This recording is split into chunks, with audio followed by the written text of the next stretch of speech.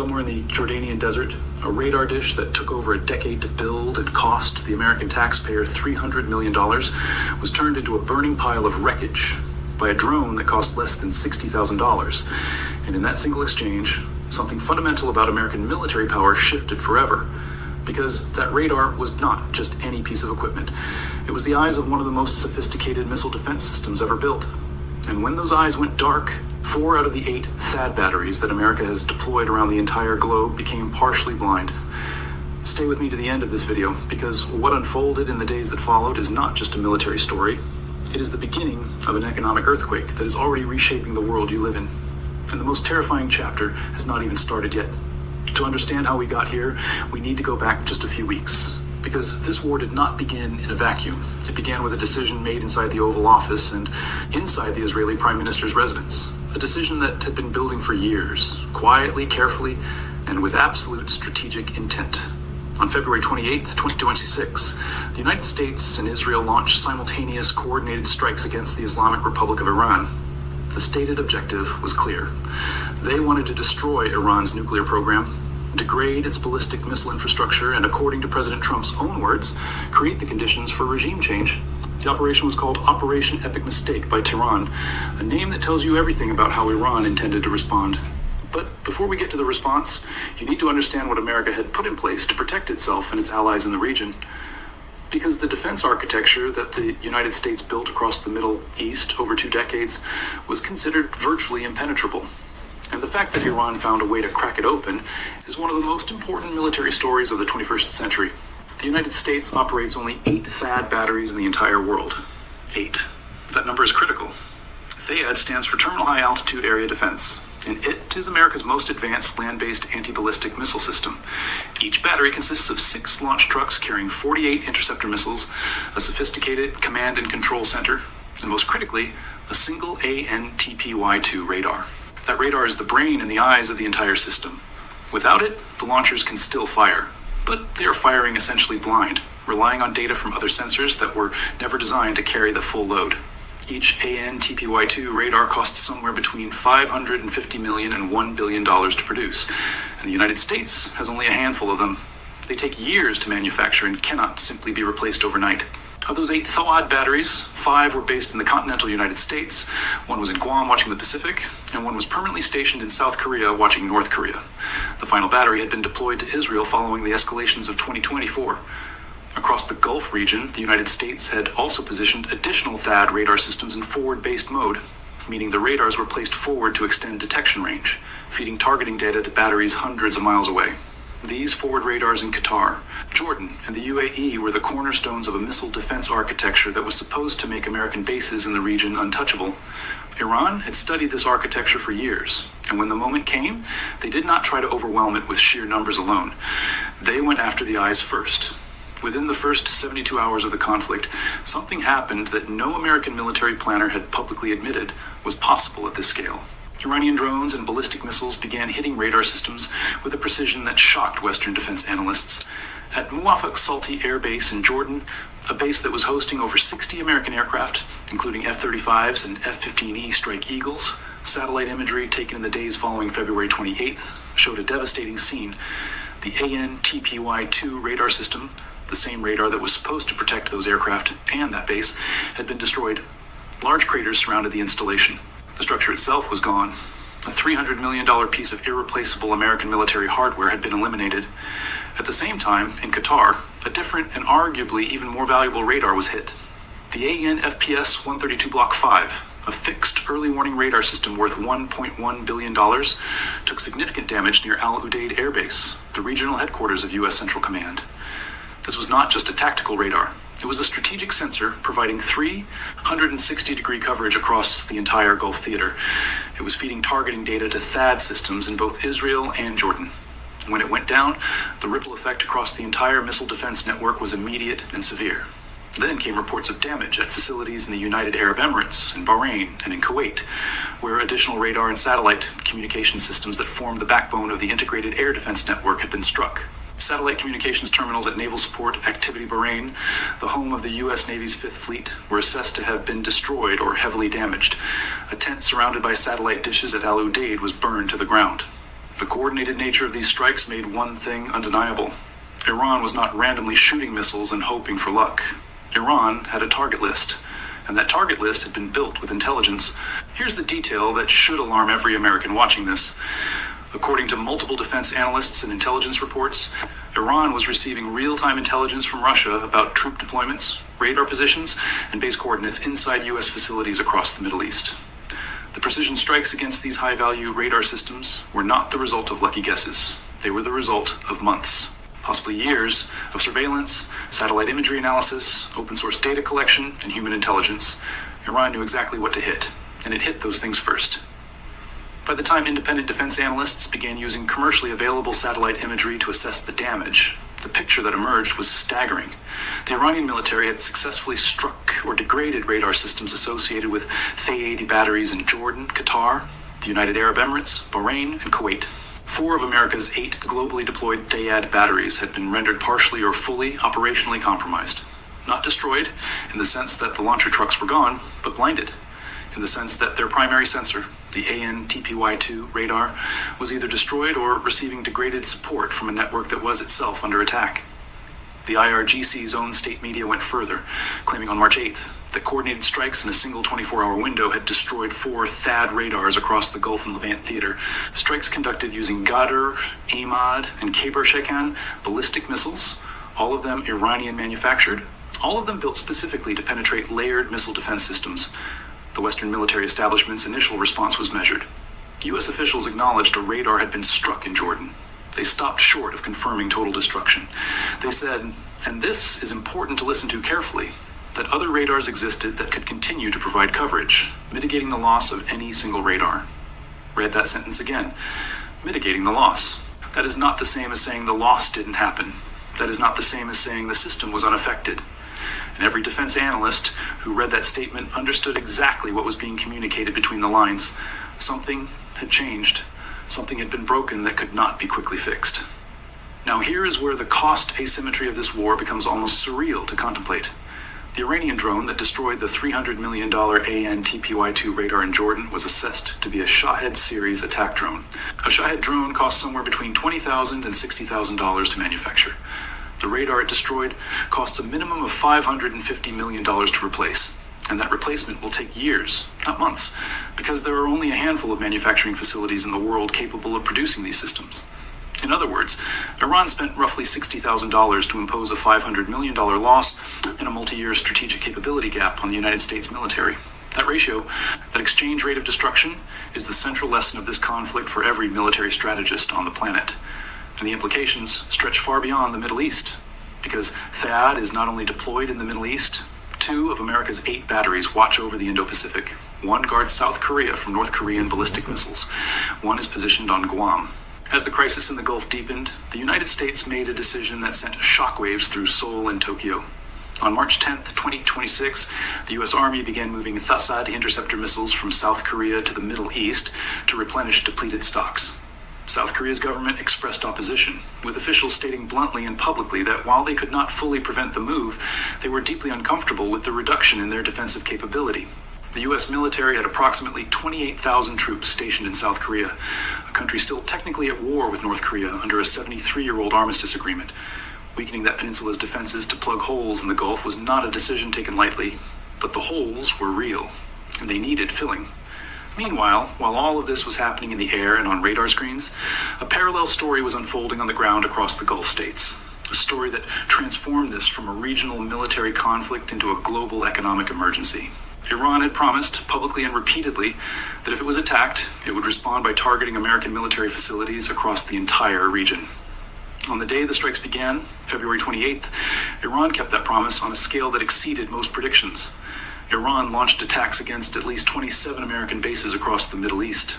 In the first 4 days alone, strikes were recorded in Bahrain, Iraq, Jordan, Kuwait, Qatar, Saudi Arabia, the UAE, and Oman. An Iranian drone even struck a runway at a British military base in Cyprus. The geographic spread of these attacks was extraordinary. Iran was not defending its territory. Iran was going on offense across an entire theater of war spanning 9 countries simultaneously. In the UAE, which had sought to deepen relations with Iran as recently as 2023, the strikes targeted Abu Dhabi International Airport and landmark urban sites. The Burj Khalifa area, the symbol of Gulf economic ambition and modernity, was shaken by explosions within its site.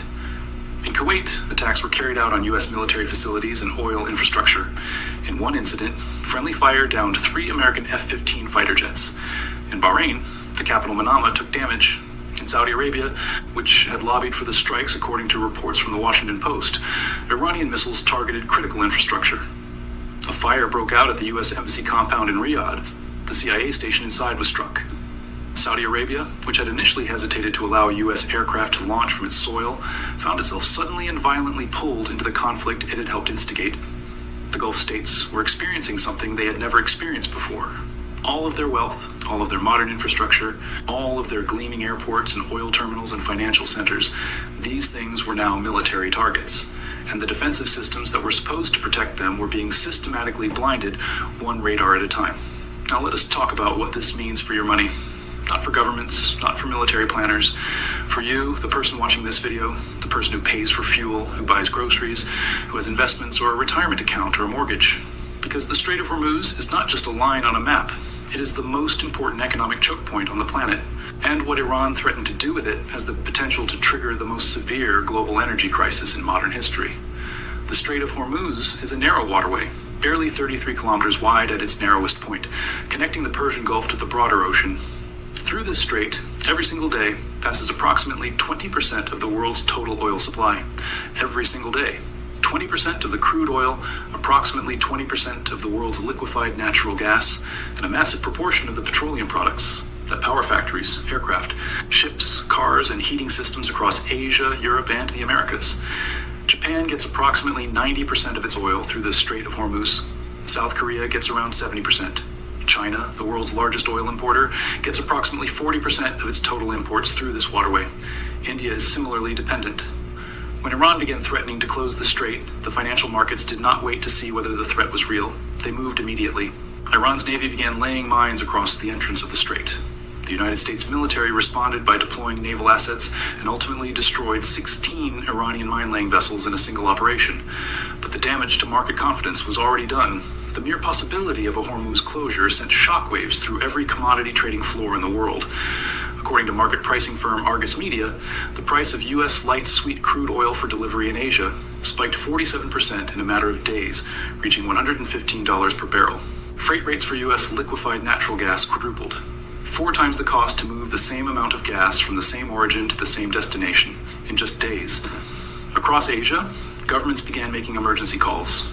Indonesia issued warnings about fuel reserves lasting only weeks. Pakistan activated strategic petroleum reserves. Vietnam's trade ministry told businesses to have employees work from home to reduce fuel consumption. These are not theoretical projections. These are things that happened. Countries were already changing their economic behavior because of the threat to a single narrow waterway. For global stock markets, the effect was immediate and brutal. Energy stocks surged, airline stocks collapsed, shipping companies faced contradictory pressures, higher rates but also higher costs and route disruptions. Supply chain analysts, who had spent 3 years trying to repair the damage done by the COVID-era shipping crisis, were watching it all come undone again. U.S. LNG exports surged in demand as Asian nations desperately sought alternative energy sources, with at least 4 American LNG cargoes diverted away from their European contracts and redirected toward Asia at significantly higher prices. Europe, which had been rebuilding its energy security after the Russia-Ukraine crisis, suddenly found itself competing again for the same finite pool of American gas. The analysts at Energy Aspects put it bluntly in a note to clients. The U.S., they said, does not have the production capacity to make up for the global shortfall in oil and gas from the Middle East. Read that sentence carefully. The world's largest oil producer, the United States of America, with its shale fields and its offshore platforms and its pipelines, cannot fill the gap if Hormuz closes. No single country can. The global energy system was built on the assumption that Hormuz stays open, always, under all circumstances. That assumption is now under active kinetic military challenge for the first time in decades. The economic ripple effects do not stop at energy, and when energy costs spike, inflation follows. When inflation follows, central banks face impossible choices. The Federal Reserve had spent the better part of 3 years fighting inflation down from its pandemic-era highs. A sustained 47% spike in oil prices does not just raise the price of gas at the pump. It raises the cost of manufacturing every physical product that needs to be moved from a factory to a store. It raises food prices because agriculture depends on fuel and petrochemical fertilizers. It raises airfare, shipping costs, heating bills, and the price of plastics, which means the price of packaging, which means the price of virtually everything you buy in a store. The global economy, which had been growing at a cautious but stable pace, was now staring down an inflationary shock that no central bank was remotely prepared for. Economists began revising growth forecasts downward. Risk analysts began pricing in scenarios they had previously dismissed as tail risks. And then there's the question of global supply chains. The container shipping routes that connect Asian manufacturing to European and American consumers already run close to the Strait of Hormuz. Alternative routes exist around the Cape of Good Hope at Africa's southern tip, but adding that route adds approximately 2 weeks to transit times and raises per container costs significantly. For just-in-time manufacturing systems, which assume a particular delivery window and carry minimal inventory, a 2-week disruption is not a minor inconvenience. It is a production halt. Auto manufacturers, electronics assemblers, pharmaceutical companies, retailers preparing seasonal inventory, all of them began reassessing their supply chains in real time as the conflict escalated. But here is what makes this particular moment different from every previous Gulf crisis in modern history. Iran is not just threatening the Strait of Hormuz. Iran is fighting this war on multiple fronts simultaneously, and it is fighting it with a sophistication and a strategic depth that has genuinely surprised Western defense establishments. Because while the drone strikes on THAAD radars were getting the headlines in defense circles, Iran was simultaneously pursuing a different kind of war, a war of strategic messaging and proxy activation. In Lebanon, Hezbollah resumed active attacks against Israel from the north, forcing Israeli defense systems to fight on multiple fronts. In Iraq, pro-Iranian militia groups launched what they described as a symbolic strike on the U.S. Harrier military base in Erbil in the Kurdish region. A strike that analysts described as a demonstration of capability and intent rather than a military end in itself. In Yemen, the Houthis, armed and equipped by Iran for years, retained their arsenal of ballistic missiles, cruise missiles, and kamikaze drones, adding another layer of threat to regional shipping. Iran had spent a decade building what military planners call a ring of fire around its adversaries, a network of proxy forces, missile stockpiles, and asymmetric capabilities spread across 7 countries. And in the opening days of this war, it was lighting different parts of that ring at different moments, forcing American and Israeli defense systems to respond in multiple directions simultaneously. The strategic logic is devastatingly simple. If you have 8 THAAD batteries in the entire world and you force them to defend Israel, Jordan, Qatar, Bahrain, Kuwait, the UAE, Saudi Arabia, Iraq, Cyprus, and the approaches to the Strait of Hormuz all at once, the math does not work. The interceptors run out, the radars get targeted, the operators get overwhelmed, and the system that was supposed to be impenetrable develops gaps, real gaps, gaps through which Iranian missiles begin finding targets they were never supposed to reach. By March 5th, the U.S. Admiral Brad Cooper was reporting publicly that Iran's ballistic missile launch rate had dropped 90% from the first day of the war. The drone launch rate had fallen 80%. Pentagon officials pointed to this as evidence that the U.S.-Israeli strikes were successfully degrading Iran's offensive capabilities. Defense analyst A.J. Jaff put the numbers even more starkly, noting that missile launches had fallen from 480 per day to 40, and drone launches from 720 per day to 60. Iran's enormous opening volley was being depleted, but the damage done in those opening days to radars, to command and control infrastructure, to satellite communications terminals, to the psychological confidence of Gulf states that had believed themselves protected, that damage was not reversible on a short timeline. Because here's the thing about the AN/TPY-2 radar that was destroyed in Jordan. Unlike Russian air defense systems like the S-400, which deploy multiple complementary radar types, sometimes as many as 6 different radar systems working together, the American THAAD system relies on a single radar, 1 radar per battery. When that radar is gone, the battery cannot independently search for or track incoming threats. It can still fire interceptors, but only if it receives targeting data from external sensors. A task those sensors were never designed to carry alone, while simultaneously managing their own defensive requirements. The redundancy that American military planners built into the system assumes the radar stays alive. Remove the radar, and the entire elegant architecture of THAAD begins to unravel. And unlike a truck or a launch container or even an interceptor missile that can be manufactured in months, the AN/TPY-2 takes years to build. There are only a small number of production lines in the United States capable of making them. The waiting list for replacement systems is already measured in years, not months. This is the wake-up call that defense analysts at think tanks in Washington, London, and Jerusalem are now processing. The United States built a missile defense architecture for the Middle East that was premised on a specific threat model. Iran would fire missiles. Those missiles would be detected by forward radars. The data would flow to THAAD batteries and Patriot systems. The interceptors would be launched. The missiles would be destroyed. That is the system as designed. The system as designed does not adequately account for an enemy that targets the sensors before targeting the defended assets. Iran found the gap in the design, and it exploited that gap with precision strikes using cheap drones that cost less than the fuel bill for a single THAAD test launch. The lesson is not that THAAD doesn't work. The lesson is that THAAD, like every military system ever built, has vulnerabilities. And those vulnerabilities, when identified and exploited by a sophisticated adversary with good intelligence, can collapse a multi-billion-dollar defensive shield in the opening hours of a conflict. The United States military and its partners have to integrate counter-drone systems that can protect the radars themselves. They need layered defenses, high-powered microwave systems that can disable drone swarms simultaneously, directed energy weapons like high-powered lasers that can pick off individual drones before they reach sensitive installations, electronic jamming systems that can spoof or disable drone navigation. Those capabilities exist, but they are not yet fully deployed, fully integrated, or fully tested in the kind of high-tempo, multi-vector attack environment that Iran has now demonstrated it can generate. Former U.S. defense officials and regional analysts who have spoken publicly in the days since the radar strikes have been remarkably candid about the implications. Colonel Abbas Dahouk, a former senior military advisor for Middle Eastern affairs at the U.S. Department of State and a former U.S. Defense and Army attaché to Saudi Arabia, described what is now unfolding as an unprecedented war, one in which the U.S. and Israel are fully integrated in their offensive operations, but where the defensive architecture needs urgent reinforcement. The real advantage, he argued, comes not from any single system, not from THAAD or Patriot or any individual piece of hardware, but from integrating early warning systems and joint operation centers so that nothing catches Allied forces by surprise. The challenge now is rebuilding that integration under live fire conditions, with radars already destroyed and interceptor stocks already significantly depleted. On the interceptor question, consider these numbers. During the 12-day war of June 2025, when Israel and the U.S. launched the previous round of strikes against Iran, the United States fired over 150 THAAD interceptors.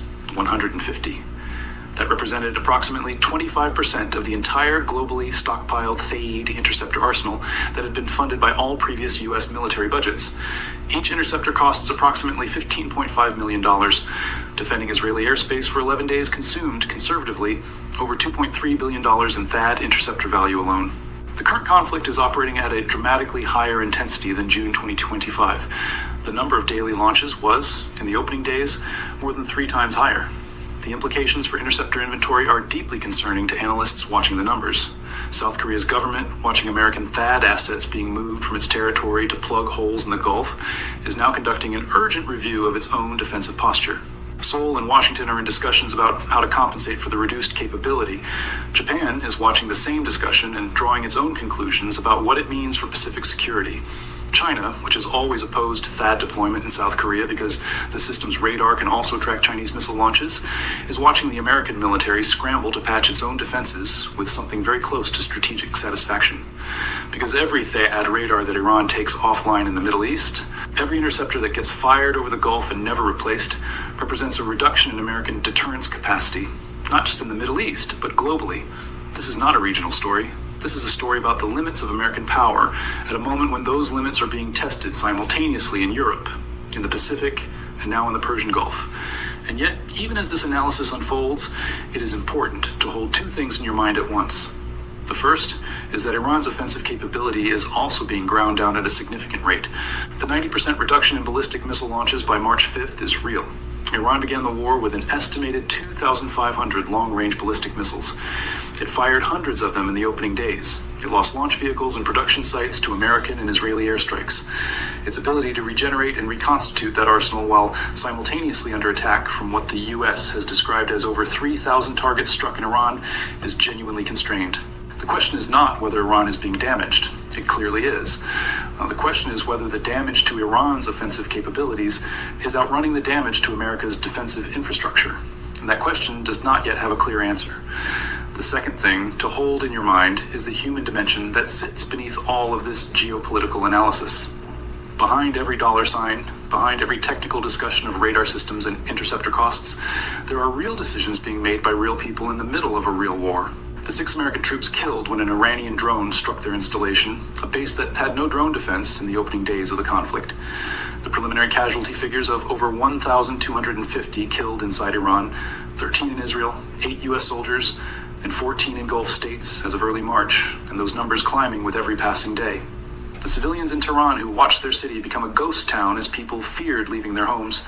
The families in the UAE and Bahrain and Saudi Arabia who had never imagined their countries could become frontline targets.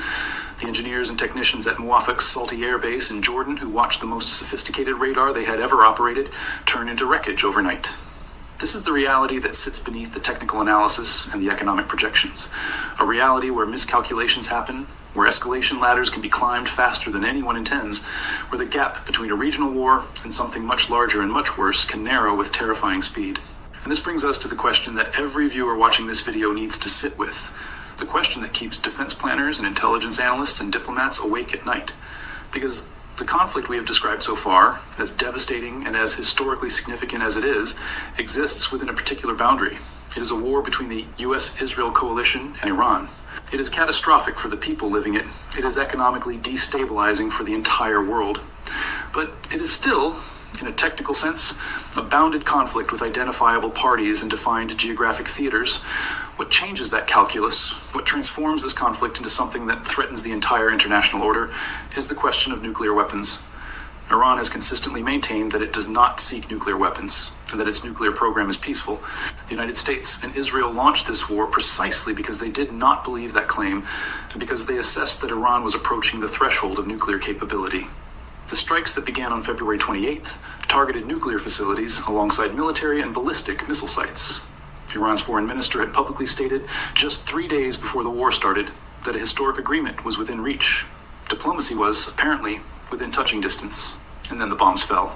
Iran's new supreme leader, Mojtaba Khamenei, who rose to that position after his father Ali Khamenei was killed in the opening strikes of the war, the economic pressures will mount on both sides. On Iran's side, a country already struggling under decades of sanctions and internal protests. On America's side, a Congress increasingly divided over whether the president had the legal authority to start this war in the first place, with attempts in both the House and Senate to invoke the War Powers Resolution failing largely along party lines, but with a growing number of voices asking hard questions about an exit strategy.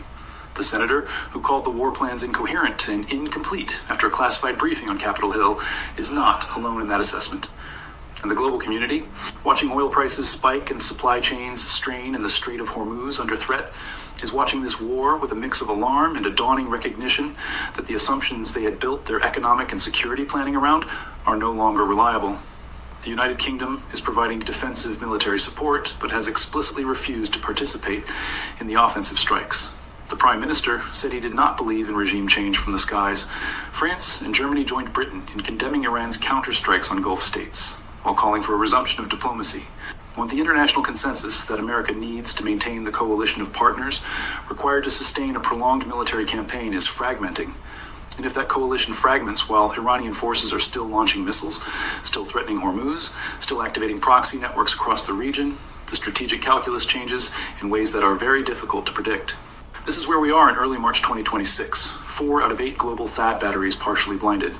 The Strait of Hormuz mined and under active naval contest. Oil prices at $115 a barrel and rising. Supply chains fraying from Tokyo to Berlin.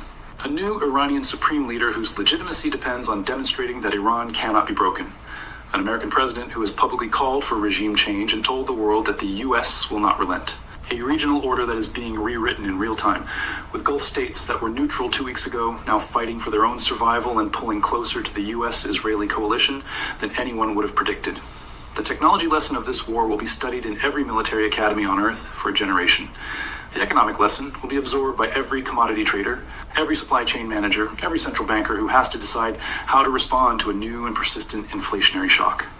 And the geopolitical lesson, the deepest and most important lesson, is this: the world that existed on February 27th, 2026, the world where the Middle East's energy infrastructure was assumed to be stable, where American missile defense was assumed to be reliable, where Gulf states were assumed to be insulated from direct military attack, that world is gone.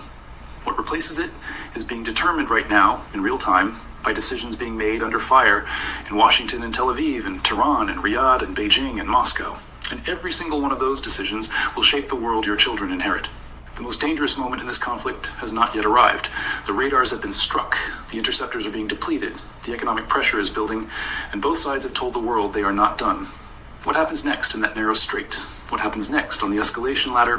What decision gets made in the next 72 hours in a bunker in Tehran or a situation room in Washington? That is the question that will determine whether the story you just right now. Because the most important defense any of us has against the chaos of this moment is understanding it clearly.